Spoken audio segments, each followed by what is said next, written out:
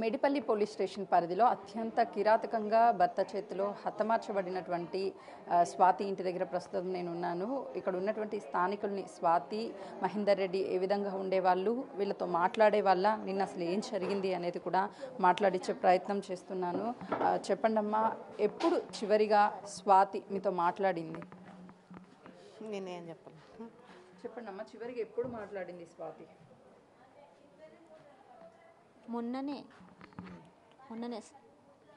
అంటే భార్యాభర్తల మధ్య ఏమైనా గొడవలు ఉంటాయో ఏం చెప్పేది స్వాతి? ఆ గొడవల గురించి అయితే ఏం చెప్పలేదు తను.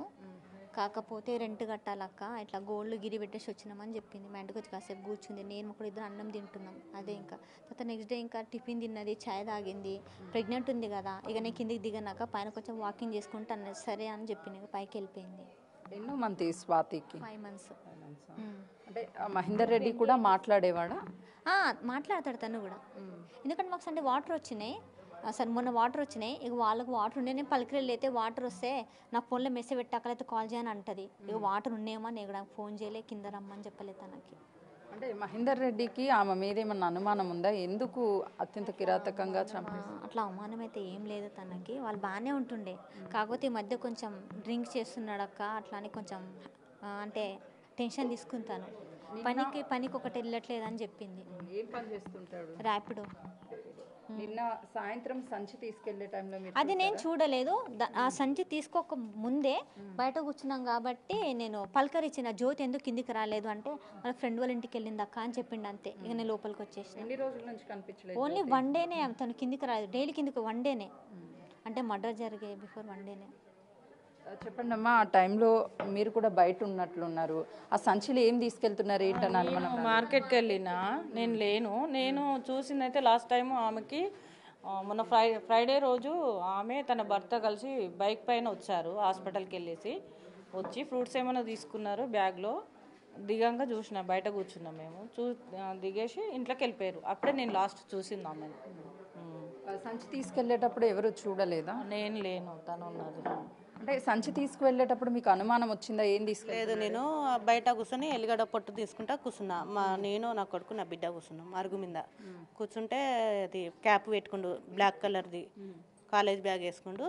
అది మంచం లాంటిది, ఇది సంచి, నవార మంచం లాంటి సంచిలా మలుచుకొని తీసుకెళ్ళిండు. ఎన్ని సంచులు తీసుకెళ్ళి? ఒకటి తీసుకెళ్ళిండు, ఒకటి కాలేజ్ బ్యాగ్ వేసుకుంటూ క్యాప్ పెట్టుకొని వెళ్ళిండు. అడిగారా ఎక్కడికి వెళ్తున్నా? మేము అడగలేదు, మనకు తెలియదు కదా. ఏ టైం వరకు? 7 గంటలకు అనుకుంటా, సాయంత్రం నైట్ 7 గంటలకు. మీకు హత్య జరిగిన రోజు ఎలాంటి సౌండ్స్ రాలేదు? రాలేదు. సౌండ్ రాలేదు, ఏం రాలేదు అసలుకి. అదే హెరాన్ అవుతున్న పోలీసు వచ్చి నేనే షాక్లోనే ఉన్నా. ఆమె కిందికి రాలేదు కాబట్టి నాకు డౌట్ వచ్చింది మేడం యాక్చువల్లీ.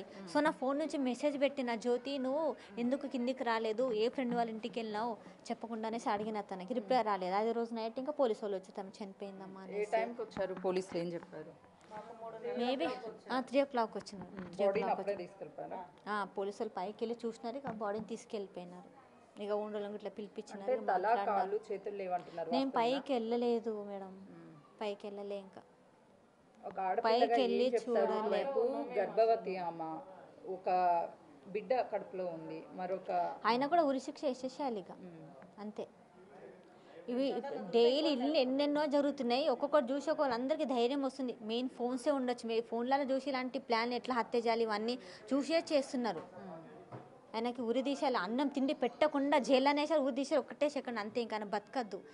ఎంత ఉసురు పోసుకుంటారో ఆడదాంది. ఆయన ఒక ఆడపిల్ల, ఒక హక్కు ఉంది కదా, అట్లా చేయడం చాలా తప్పు.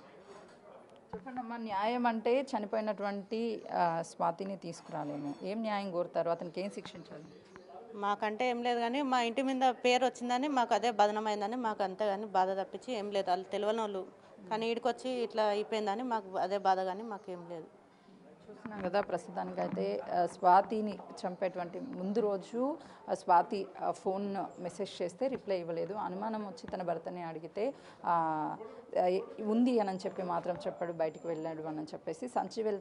సంచి తీసుకొని వెళ్తున్నటువంటి టైంలో కూడా మాకు ఎలాంటి అనుమానం రాలేదు అని చెప్పేసి స్థానికులు చెప్తున్నారు. కెమెరామెన్ వంశీతో సుజాత, బాలాజీనగర్.